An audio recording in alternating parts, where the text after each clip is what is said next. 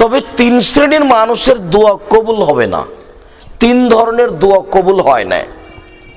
এক, কাতিয়াত রাহেমিন, সম্পর্ক ছিন্ন করার জন্য যদি দোয়া করে তাহলে সে দোয়া কবুল হবে না। শ্বশুরের বাড়ি থেকে এসেছে, টাকা পয়সা দিতে চেয়েছিল, হয়তো বা দেয়নি, তখন স্ত্রীর সামনে বলছে যে আল্লাহ যেন তোর বাপের বাড়ি আর না নিয়ে যায়, আর সেখানে কোনোদিন যাব না। আর কোনো ভাইয়ের সাথে গন্ডগোল লেগেছে, দিয়ে বলছে যে আল্লাহ তুমি ওর সাথে আর জীবনে যেন কথা বলার সুযোগ না হয়, আমি ওর সাথে কথা বলবো না। এটা হলো সম্পর্ক ছিন্ন করার কথা। এরকম দোয়া যদি আল্লাহর দরবারে কেউ করে সেটা কবুল হবে না। আর একটা হচ্ছে বেইসমিন, পাপের দোয়া যদি কেউ করে, জেনা করার সময় বলছে আল্লাহ কেউ যেন না দেখে, এটাও দোয়া, কিন্তু এই দোয়া কবুল হবে না। ইস্তেজাল, তাড়াহুড়া করলে কবুল হবে না। দোয়া করছে, তাড়াহুড়া করছে, তাহলে কবুল হবে না। তো সাহাবীগণ বলছেন আল্লাহ রাসূল, আগের দুইটা তো বুঝতে পারলাম, সম্পর্ক ছিন্ন করার দোয়া কবুল হবে না, এটাও বুঝেছি। আর আরেকটা বললেন যে পাপের জন্য দোয়া করলে দোয়া কবুল হবে না, এটাও তো বুঝলাম, কিন্তু তাড়াহুড়া করে দোয়া করলে দোয়া কবুল হবে না, এটা তো বুঝতে পারিনি। এটা একটু বুঝিয়ে বলেন তো আল্লাহ রাসূল। তখন আল্লাহ রাসূল বলছেন এটা বুঝতে পারলেন না? বল ইস্তিজাল, তাড়াহুড়া হচ্ছে, বলবে কাদ্দাও তো লাম আরা ইস্তাজাব আলী, দোয়া করলাম, কত দোয়া করলাম, কই দোয়া কবুল হয় না। ফায়াস্তাহসিরু, তারপর অলস হয়ে যায়। ফায়াদু দোয়া, তারপর দোয়া ছেড়ে দেয়। 2 মাস 6 মাস দোয়া করেছে, তারপর দেখছি যে কই হয় না, তখন ছেড়ে দিয়েছে। এই দোয়া কবুল হবে না। রাসূল সাল্লাল্লাহু আলাইহি সাল্লাম সিজদা করতেন, এই দৃশ্য আবু জাহাল দেখে মনটাকে একেবারে খুব বিরক্তির মধ্যে ফেলে রাগ করে বলছে, মুহাম্মদ যখন সিজদায় যাবে তখন তার মাথার উপরে ভড়ি চাপিয়ে দিতে হবে। কে পারে? আমি পারি। তো যখন সিজদায় গেছে তখন ওই ভড়িটা নিয়ে এসে চাপিয়ে দিয়েছে। কেউ তখন ফাতেমাকে বললো, ফাতেমা দেখো দেখো দেখো, তোমার আব্বা সিজদা থেকে মাথা উঠাতে পারছে না, তোমার আব্বার মাথার উপরে একটা ভড়ি চাপানো হয়েছে। ফাতেমা রাদিয়াল্লাহু তাআলা আনহা দৌড়িয়ে এসে মাথার উপর থেকে ভড়িটা চাপিয়ে দিয়ে এদেরকে গালি দেওয়ার চেষ্টা করলেন। আল্লাহ রাসূল তার সালাত শেষ করে তাদের জন্য বদদোয়া করলেন, আল্লাহ উতবা, শাইবা, ওয়ালিদ ইবনে মুগীরা, এদেরকে ধ্বংস করো আল্লাহ।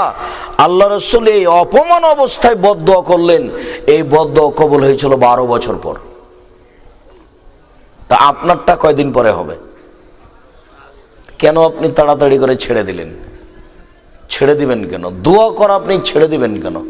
রাসূল সাল্লাল্লাহু আলাইহি সাল্লাম লা ইউরাদু তাকদীর ইল্লা বিদুআয়ে, তাকদীর পরিবর্তন হয় না একমাত্র দোয়া ছাড়া। পৃথিবী সৃষ্টির 50,000 বছর পূর্বে মানুষের ভাগ্য লেখা হয়েছে। মানুষ যেদিন তার মায়ের পেটে 43-4 মাস, সেদিন ওই ভাগ্য আবারও লেখা হয়েছে। ভাগ্য খুব অকাট্য, একেবারে চলমান জিনিস, যা পরিবর্তন হয় না, যা পরিবর্তন করা সম্ভব, সহজ নয়। তবে রাসূল সাল্লাল্লাহু আলাইহি ওয়াসাল্লাম একটি পথের কথা বলে গেছেন, মানুষ যদি বেশি বেশি দোয়া করে তাহলে আল্লাহ মানুষের ভাগ্যকে কেটে দিয়ে নতুনভাবে লিখে দেবেন।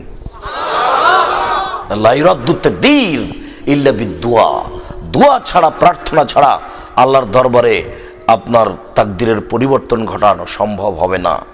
দোয়া মানুষ বেশি বেশি করুক। মানুষ তাড়াহুড়া করে দোয়া করে, দোয়া কি কবুল হবে? কতদিন যাবত ইয়াকুব আলাইহিস সালাম দোয়া করলেন, তারপরে দোয়া কবুল হলো। একদিন ছেলেরা বলছে, আব্বা আব্বা শোনেন, আপনি তো এইসবকে খুব ভালোবাসেন, আমাদের সাথে একটু পাঠান না, আমাদের সাথে একটু পাঠান না, আমাদের কাপড় চোপড় নিয়ে থাকবে, খেলাবে। না না না, ওকে বাঘে ধরে নিবে, তোমরা খেয়াল করবা না। কি বলেন আপনি? আমরা এতগুলো মানুষ তাকে বাঘে ধরবে মানে? আজকে আমাদের সাথে পাঠিয়ে দেন, যে নিয়ে যাও। এরপর নিয়ে যাও, ওকে ইঁদারায় ফেলে দিয়ে জামাটাতে একটু রক্ত লাগিয়ে নিয়ে চলে এসে, দেখেন এই দেখেন, আপনি তো বিশ্বাস করবেন না, আমাদের তো কথা আপনি বিশ্বাস করেন না, এই দেখেন আপনার ছেলেকে বাঘে খেয়েছে। আমরা খেলাধুলা করছিলাম, ও কাপড়ের সামনে পাশে ছিল, বাঘে ধরে নিয়েছে। তো কাপড়টাতে রক্ত লেগে আছে ঠিক, কিন্তু কাপড়টা কোনো জায়গায় ছিঁড়ে ছোটা ছিল না। ওতে বাপ বুঝে নিয়েছেন যে ঘটনা মিথ্যে, এরা আমার সামনে এমনি বলছে। তখন বললেন, না তোমরা এটা কথা বানিয়ে নিয়েছ, আমি এখন ধৈর্য ধারণ করি, এই যে দোয়া শুরু হলো, ধৈর্য নিয়ে চলতে থাকলো। সওদাগরেরা তাকে ওখান থেকে নিয়ে গেল, বাজারে বিক্রি করা হলো। বাদশাহ তাকে কিনে নিলেন। বাদশাহ বললেন জুলাইখাকে, জুলাইখা, একে সম্মানজনক জায়গা থাকতে দিতে হবে, ভালো খেতে দিতে হবে। ঠিক আছে, তাই হলো। দিন যায় রাত্রি যায়। পৃথিবীর অর্ধেক মানুষের রূপ চেহারা ইসবকে দেওয়া হয়েছে। ইসবের রূপ চেহারার দিকে চোখ খুলে তাকানো যায় না। ব্যতিক্রম রূপ চেহারার মানুষ ছিলেন ইসুফ আলাইহিস সালাম। এক পর্যায়ে জুলাইখা তার সাথে অন্যায় করতে চাইলো। জুলাইখা সব দরজাগুলি বন্ধ করে দিল। দরজা বন্ধ করে দিয়ে বলল, হাই তালাক, এইসব তুমি আমার সাথে জেনায় লিপ্ত হও। তখন ইসব বললেন, মাশাআল্লাহ, বলো কি তুমি?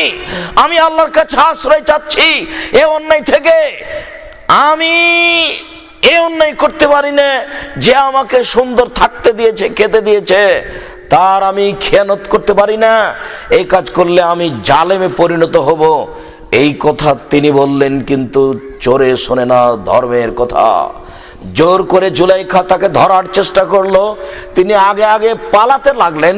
পিছন দিক থেকে জামা টেনে ধরলো, জামা ছিঁড়ে তার হাতে থেকে গেল। আগে বের হলেন ইউসুফ আলাইহিস সালাম, পিছনে বের হলো জুলাইখা। দরজার সামনেই ছিল জুলাইখার স্বামী, এক জায়গায় তিনজন। জুলাইখা বলল কথা উল্টে দিয়ে, এই দেখেন, আপনি যাকে বাড়িতে কাজের জন্য রেখেছেন, যাকে আপনি লালন পালন করছেন, সে আপনার স্ত্রীর সাথে অন্যায় করতে চায়, তার কি শাস্তি হতে পারে? আরে আপনি কি শাস্তি উল্লেখ করবেন?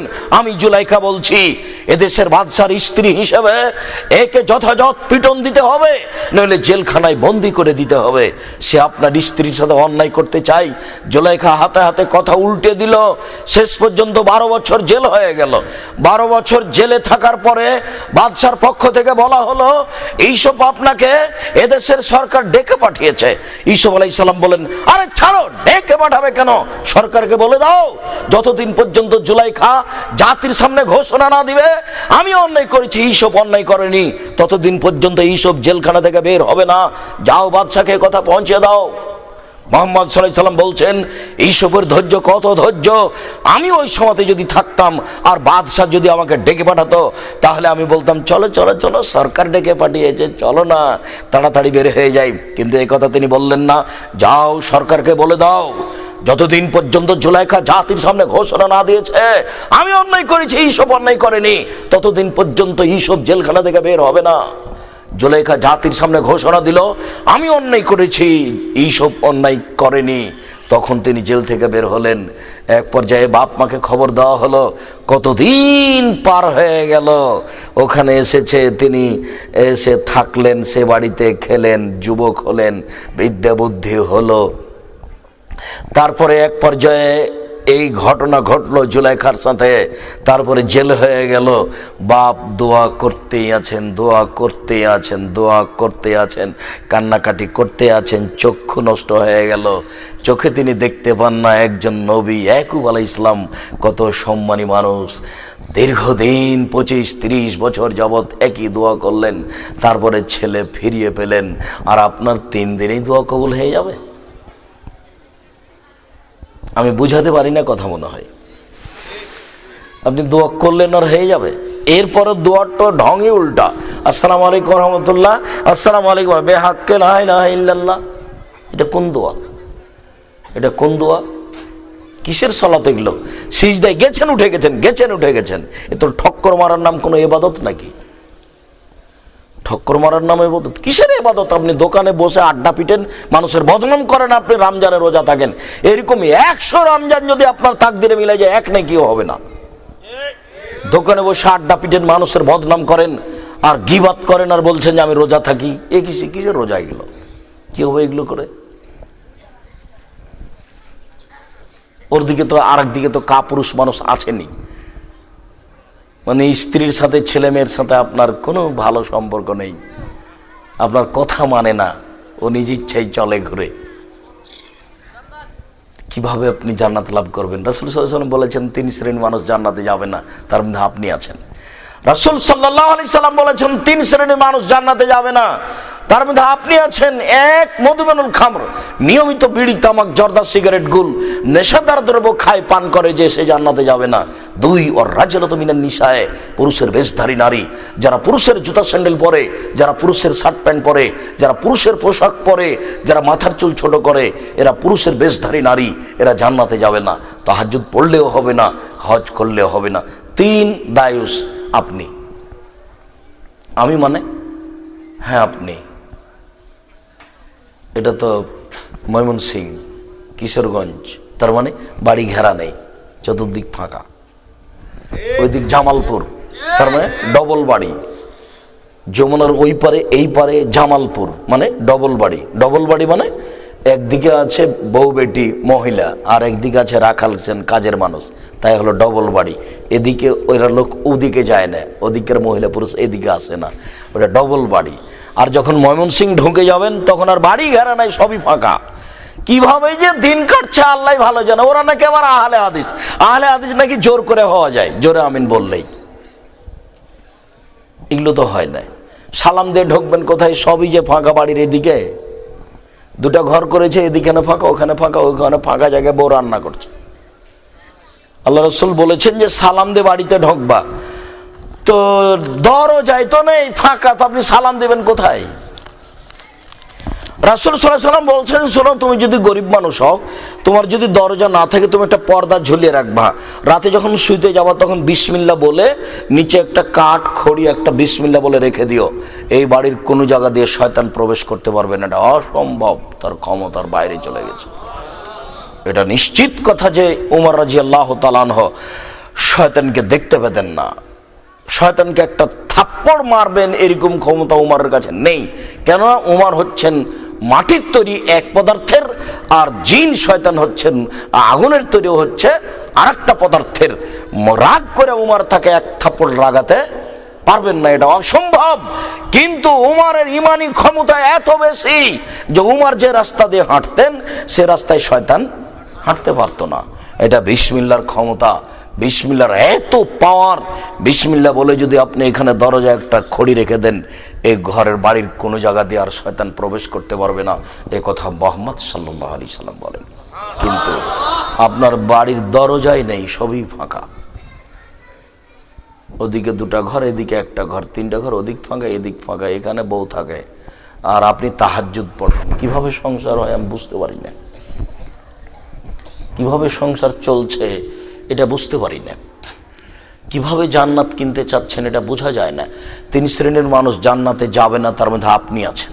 আপনি দায়ুস হবে না তো।